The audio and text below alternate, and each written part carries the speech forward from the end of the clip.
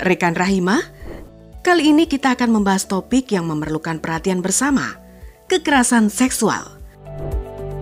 Pembahasan kali ini mengacu pada Undang-Undang Nomor 12 Tahun 2022 tentang tindak pidana kekerasan seksual.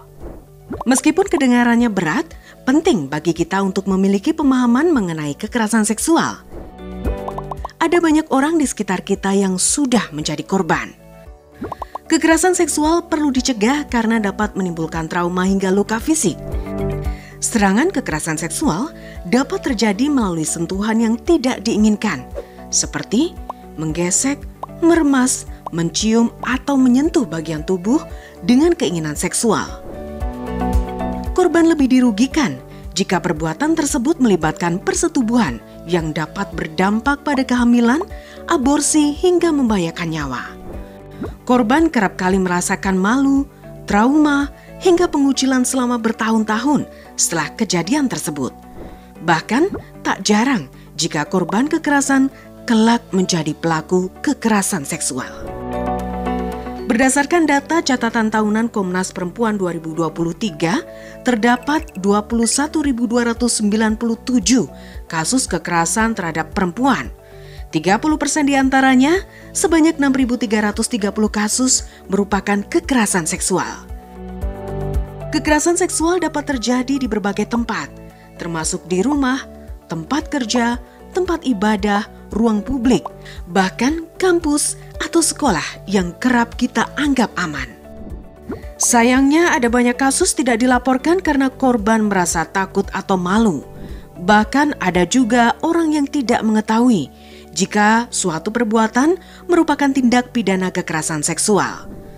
Kekerasan seksual tidak hanya menyerang perempuan dewasa, laki-laki dan anak-anak pun bisa menjadi korban. Kekerasan seksual dapat dilakukan oleh siapapun dalam berbagai bentuk. Perbuatannya tidak harus melalui serangan fisik. Dalam keseharian, kita sering menemui siulan atau catcalling, main mata, hingga ucapan atau postingan berbau seksual. Kerap kali masyarakat menganggap perbuatan tersebut sebagai sesuatu yang wajar.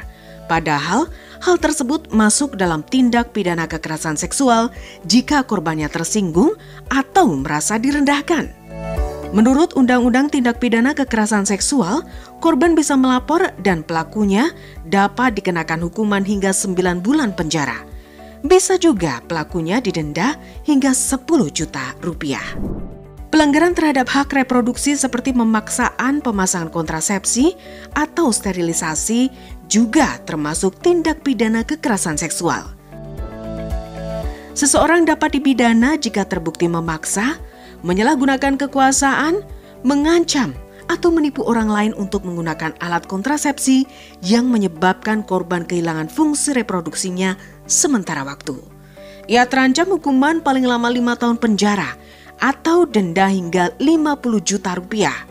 Sedangkan hukuman untuk pelaku pemaksaan sterilisasi yang membuat seseorang kehilangan fungsi reproduksi secara permanen bahkan tidak main-main.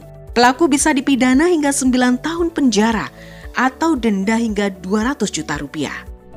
Berbagai daerah di Indonesia masih menerapkan pemaksaan perkawinan. Kemiskinan kerap kali menjadi alasan orang tua untuk menikahkan anak perempuan. Hal tersebut menyebabkan korban kehilangan hak atas pendidikan. Ada juga pemaksaan perkawinan atas nama praktik budaya. Bisa juga sebuah keluarga menikahkan korban dengan pelaku pemerkosaan dengan alasan menutup aib. Beragam pemaksaan perkawinan ini termasuk dalam kekerasan seksual. Pelakunya bisa dipidana penjara paling lama 9 tahun atau didenda paling banyak 200 juta rupiah. Maraknya penyalahgunaan internet menyebabkan kita harus waspada terhadap kekerasan seksual berbasis elektronik. Salah satu contoh kekerasan berbasis gender online atau KBGO adalah melakukan pengambilan gambar bermuatan seksual tanpa persetujuan subjek. Pemerasan menggunakan rekaman berbau seksual dan penguntitan juga bisa diadukan dengan pidana penjara paling lama 4 tahun atau denda paling banyak 200 juta rupiah. Hukuman ini bisa menjadi pidana penjara paling lama 6 tahun atau denda hingga 300 juta rupiah apabila hal tersebut dilakukan untuk pemerasan, pemaksaan, atau memperdaya korban. Kekerasan seksual berbasis elektronik ini sifatnya delik aduan. Pelaku hanya bisa dihukum jika korbannya melapor. Namun hal tersebut tidak berlaku jika korban masih anak-anak atau penyandang disabilitas. Pemberatan hukum pidana bisa dilakukan untuk memberi efek jera dengan berbagai pertimbangan. Dari aspek pelaku, kekerasan tersebut dilakukan dalam lingkup keluarga, pelakunya tenaga kesehatan atau pendidik. Pelaku juga mendapat hukuman lebih berat jika ia merupakan pejabat publik atau atasan korban di tempat kerja. Hal ini terjadi karena orang tersebut menyalahgunakan kekuasaan untuk melakukan kekerasan seksual.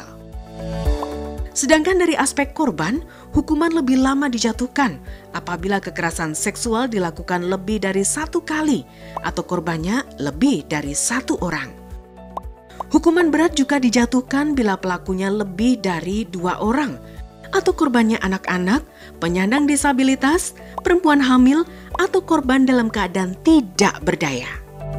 Sedangkan dari aspek situasi, hukuman berat berlaku jika seseorang melakukan tindak kekerasan pada saat keadaan darurat seperti konflik, bencana, atau perang.